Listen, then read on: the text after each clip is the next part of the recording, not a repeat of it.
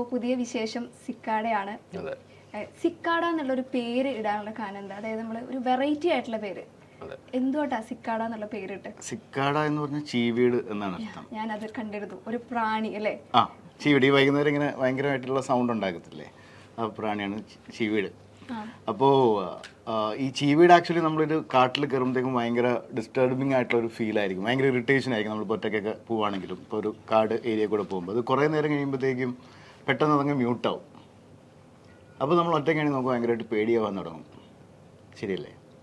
ആവില്ലേ? അപ്പോൾ അതുകൊണ്ടാണ്, I mean ഈ ഒരു മേജർ കോൺസെപ്റ്റാണ് ആക്ച്വലി സിനിമയുടെ ഒരു ഔട്ട്ലൈൻ എന്ന് പറയുന്നത്.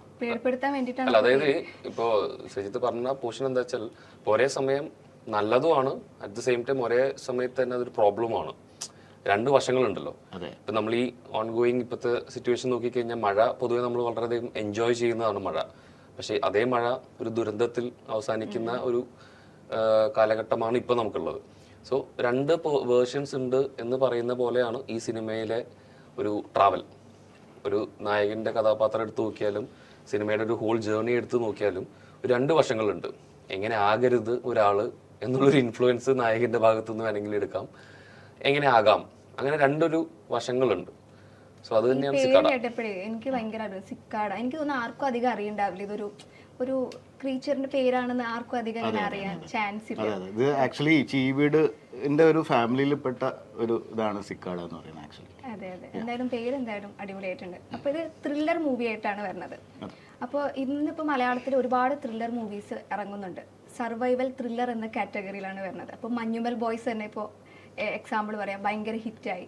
അപ്പോൾ ത്രില്ലർ മൂവികൾ ഒരുപാട് വരുമ്പോൾ അതിൽ ഒരുപാട് വെറൈറ്റീസ് കൊണ്ടുവരണം. കാരണം ഇപ്പോൾ നമ്മൾ മലയാളം മാത്രമല്ല, ഇംഗ്ലീഷും ഹിന്ദി അങ്ങനെ ഒരുപാട് മൂവീസ് ഓഡിയൻസ് കാണുന്നുണ്ട്. അപ്പോൾ എന്താണ് സിക്കാടയിൽ വെറൈറ്റി ആയിട്ട്? ഈ അങ്ങനെ അതിനേക്കാൾ കൂടുതലായിട്ട് ആക്ച്വലി നമ്മുടെ ഒരു റിയൽ ലൈഫ് എക്സ്പീരിയൻസ് ഒന്ന് രണ്ട് കാര്യങ്ങൾ വന്നപ്പോൾ അത് വെച്ച് കണക്ട് ചെയ്തിട്ടാണ് സിക്കാടയുടെ സ്ക്രിപ്റ്റ് ഉണ്ടാവുന്നത്. ആക്ച്വലി ഞാനൊരു പ്രാവശ്യം ട്രാവൽ ചെയ്യുന്ന സമയത്ത് ഇതേപോലെ ഒന്ന് രണ്ട് സ്ഥലങ്ങളിൽ ഇങ്ങനെ ഒറ്റപ്പെട്ടു പോയപ്പോൾ ഉണ്ടായ കുറച്ച് അനുഭവങ്ങൾ, അങ്ങനെയാണ് സിക്കാടയുടെ ഒരു തോട്ട് തുടങ്ങുന്നത്. സോ ഇതിനകത്ത് എന്താ പറയുക, ഒരാൾക്ക് പെട്ടെന്ന് കുറേ കാര്യങ്ങൾ അനുഭവിക്കുന്നു വരുന്നു അൺഎക്സ്പെക്റ്റഡ് ആയിട്ട്. അത് അയാളുടെ പാസ്റ്റായിട്ട് കണക്റ്റഡ് ആയിരിക്കാം, ചിലപ്പോൾ ഫ്യൂച്ചറായിട്ട് കണക്റ്റഡ് ആയിരിക്കാം. അങ്ങനെയുള്ള കാര്യങ്ങളൊക്കെ വെച്ച് റിലേറ്റ് ചെയ്തിട്ടാണ് സിക്കാട.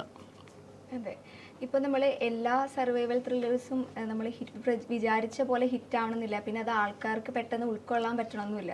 അപ്പോൾ കുറച്ച് ബുദ്ധിമുട്ടല്ലേ ഈ സർവൈവൽ? അല്ല, അത് സർവൈവൽ ഡ്രാമ ത്രില്ലർ കാറ്റഗറി ഒന്നല്ല.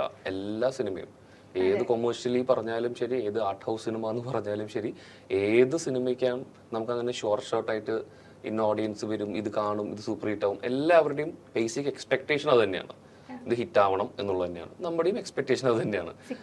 ഒരു ഇന്ന ഏജ് കാറ്റഗറി എന്നൊന്നുമില്ല, എല്ലാവർക്കും കാണാം. 18+ ആണ്. ഓക്കെ, ഞാൻ അത് എടുത്ത് ചോദിച്ചത് അങ്ങനെ അല്ല. അതിൽ 18+ പറയാൻ കാരണം എന്താ വെച്ചാൽ ഇതിലത്തെ ചില നമ്മളിതില് എന്താ പറയാ, ഒരു ടൂളായിട്ട് യൂസ് ചെയ്തിട്ടുള്ള ചില സംഭവങ്ങളുണ്ട്. ഫോർ എക്സാമ്പിൾ ഇപ്പൊ വുമൺ എംപവർമെന്റ്, അല്ലെങ്കിൽ ഇപ്പോൾ യൂസേജ് ഓഫ് ഡ്രഗ്സ് എന്നൊക്കെ പറയുന്ന നമ്മുടെ സമൂഹത്തിൽ കാണുന്ന കുറച്ച് അനീതികൾ അല്ലെങ്കിൽ തെറ്റായിട്ടുള്ള കാര്യങ്ങൾ, എന്തുകൊണ്ട് അത് തെറ്റാകുന്നു അല്ലെങ്കിൽ എന്തുകൊണ്ട് അത് അങ്ങനെ ചെയ്യാൻ പാടില്ല എന്ന് പറയുന്ന ഒരു കോൺസെപ്റ്റ് ഇതിലുണ്ട്. അപ്പൊ അതിലുള്ള ചില പോർഷൻസും കാര്യങ്ങളൊക്കെ നാച്ചുറലി ഒരു കിഡ്സ് അതുകൊണ്ടാണിത്. ഓക്കെ, അപ്പൊ നിങ്ങൾ തമ്മിൽ അത്യാവശ്യം കോമ്പിനേഷൻ സീൻ അടിപൊളിയായിട്ട് കണ്ടു. ഞാൻ ട്രെയിലറിലൊക്കെ കണ്ടു. അതുകൊണ്ടല്ല, അതുകൊണ്ട് ഞാൻ എടുത്തു പറഞ്ഞു ഇതൊക്കെയാണ് കാരണങ്ങൾ. പക്ഷെ ഒരു കാര്യമുണ്ട്, ട്രെയിലറിൽ അതുപോലെ ആ ഒരു സോങ്ങിലൊക്കെ കണ്ടു കഴിഞ്ഞാല് അത്യാവശ്യം നമ്മളങ്ങനെ ചിന്തിച്ചു പോവല്ലോ. കൃഷ്ണൻ ഒരുപാട് ചിന്തിക്കുന്നു. പക്ഷെ ട്രെയിലറിൽ അങ്ങനെ അതിനും മാത്രം ഇല്ലല്ലോ, ആ കുട്ടി ഒറ്റ ഷോട്ടിൽ മാത്രമല്ലോ. ആ സോങ് ഉണ്ടല്ലോ, സോങ്ങില് അത്യാവശ്യം ഉണ്ടല്ലോ. അത് സ്വാഭാവിക. അത് നമ്മൾ ഏത് ബോളിവുഡ് സോങ്സ് എടുത്തു നോക്കിയാലും എടുത്ത് ചോദിക്കണം, സ്ക്രിപ്റ്റ് ഡിമാൻഡ് ചെയ്യുന്ന. നിങ്ങൾ തമ്മിലുള്ള കോംബോ എങ്ങനെ ഉണ്ടായിരുന്നു? ഗായത്രി ഞങ്ങളുടെ കോമ്പിനേഷൻ വാസ് റിയലി നൈസ്. കാരണം അയ്യോ. അത് ഞങ്ങൾക്ക് നൈസ് ആയിരുന്നു. നല്ല കെമിസ്ട്രി നമുക്ക് ആ ഒരു സോങ് അല്ല അങ്ങനെയല്ല ഞാൻ പറഞ്ഞത്. Was really nice. Actually speaking ആ കെമിസ്ട്രി വർക്ക് ആവരുത് എന്നുള്ളതായിരുന്നു. കാരണം കുറെ ബുദ്ധിമുട്ടിയോ ഇവരുടെ കെമിസ്ട്രി വരാൻ വേണ്ടി? ഇല്ലല്ലോ, പെട്ടെന്ന് ഞങ്ങൾക്ക് വളരെ എളുപ്പമായിരുന്നു എല്ലാം ചെയ്യാനൊക്കെ. ഞങ്ങൾ പണ്ടേ ഇനീഷ്യലി നമ്മൾ അതൊന്ന് ബ്രേക്ക് ചെയ്യാനായിട്ടുള്ള ഒരു ടൈം എടുത്തു. കാരണം ഇപ്പോ ഞങ്ങൾ ആക്ച്വലി ഇന്നലെ ഞങ്ങൾ സംസാരിക്കുമ്പോൾ പറഞ്ഞു, അതായത് ഗായത്രിക്ക് ആക്ച്വലി ഒരു ട്രാൻസ്ഫോർമേഷൻ ഫേസ് ഉണ്ടായിരുന്നു. കാരണം ആദ്യത്തെ സ്കെഡ്യൂളിൽ വന്നപ്പോൾ ഗായത്രി ഭയങ്കര ലൈക്ക് ഒബ്വിയസ്ലി ഇതിലൊരു നേരത്തെ പറഞ്ഞ പോലത്തെ ഒരു ഇതുമില്ല, വളരെ ഫാമിലി ഓഡിയൻസിന് കാണാൻ പറ്റുന്ന സംഭവങ്ങളൊക്കെ തന്നെ ഉള്ളൂ കേട്ടോ. ഞാൻ പറഞ്ഞ ഗായത്രിക്ക് അപ്പോൾ പക്ഷെ കുറച്ചൊരു ഇൻഹിബിഷൻസ് ഉണ്ടായിരുന്നു. അപ്പൊ ആ ഇൻഹിബിഷൻ എനിക്ക് സെക്കൻഡ് സ്കെഡ്യൂളിൽ വന്നപ്പോൾ പക്ഷെ ഗായത്രി അത് ആ ഇൻഹിബിഷനിൽ വർക്ക് ഔട്ട് ചെയ്തു. പിന്നെ വളരെയധികം വളരെ ബോൾഡായി. ഞാൻ ബോൾഡ് എന്നുള്ള വാക്ക് ഉപയോഗിക്കാൻ കാരണം like she was ready on screen. Like എന്ത് ഡയറക്ടർ പറയുന്നു ഡയറക്ടർക്ക് കംഫർട്ടബിൾ ആവുന്ന രീതിയിൽ ചെയ്തു കൊടുക്കാനുള്ള ഒരു ധൈര്യം കിട്ടിയ പോലെ ഉണ്ടായിരുന്നു. ഇത് എനിക്കും പേടി ഉണ്ടായിരുന്നു ടു ബി ഫ്രാങ്ക്. കാരണം എത്രത്തോളം ഈ നമ്മൾ ഓൺ സ്ക്രീൻ നമ്മൾ ഇങ്ങനെ ഒരു സംഭവം ചെയ്യുമ്പോൾ സാധാരണ എല്ലാവർക്കും ഉണ്ടാവുന്ന പോലെ ഒരു പേടി ഉണ്ടായിരുന്നു. പക്ഷെ പിന്നെ അത് ഗ്രാജുവലി അത് മാറി. നമ്മുടെ കഥ ഡിമാൻഡ് ചെയ്യുന്ന ഓരോ കാര്യങ്ങൾ മാത്രമാണ് നമ്മൾ അതിൽ കറക്റ്റായിട്ട് പ്ലേസ് ചെയ്തത്. ഉറപ്പായിട്ടും ഞാൻ പറഞ്ഞല്ലോ, ഇപ്പം രജിത്ത് പറഞ്ഞു ഫസ്റ്റ് വന്ന സമയത്ത് എനിക്ക് ഈ പറയുന്ന പോലെ കുറച്ച് ഞാൻ ഭയങ്കര നെർവസ് ആയിരുന്നു കുറേ സീക്വൻസിലൊക്കെ.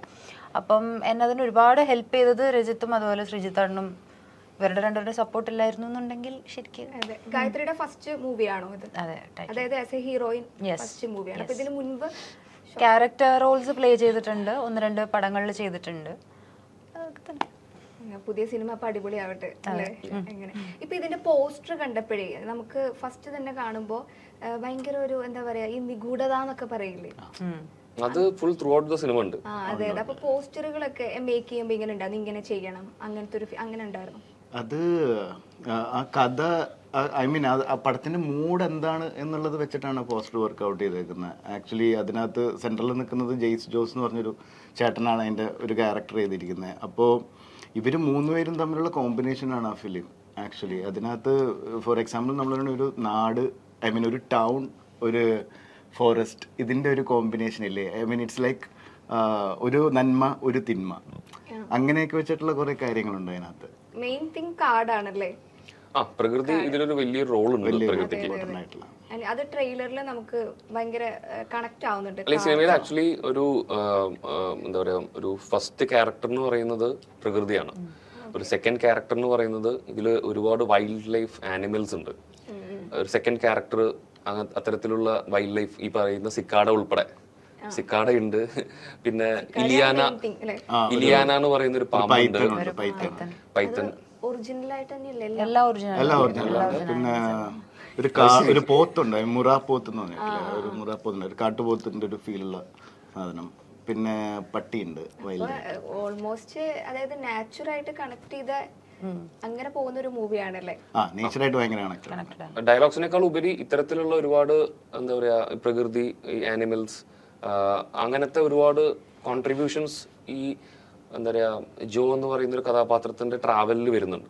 അപ്പൊ അതെങ്ങനെ എന്തുകൊണ്ടാണ് ആ ഒരു സോ കോൾഡ് ഒരു ഇൻഫ്ലുവൻസ് ഉണ്ടാവുന്നത്, അല്ലെങ്കിൽ എന്താണ് ഇദ്ദേഹം ചെയ്തിട്ടുള്ളത് എന്നൊക്കെ അറിയണമെങ്കിൽ എന്തെങ്കിലും ഇങ്ങനെ മെസ്സേജ് എന്തെങ്കിലും കൊടുക്കുന്നുണ്ടോ ഫിലിം?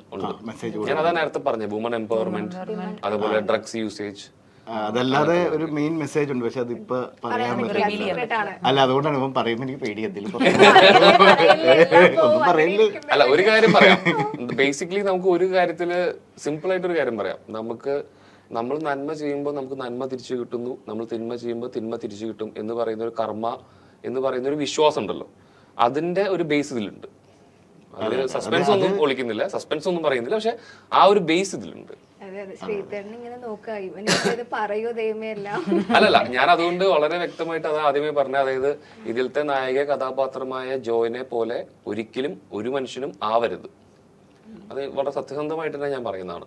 അതേപോലത്തെ ഒരു കാമുകൻ ഒരു കാമുകിക്ക് ഉണ്ടെങ്കിൽ ഒരിക്കലും ആ കാമുകി മുമ്പോട്ട് പോകരുത്. അയ്യോ അതും പറയരുത്.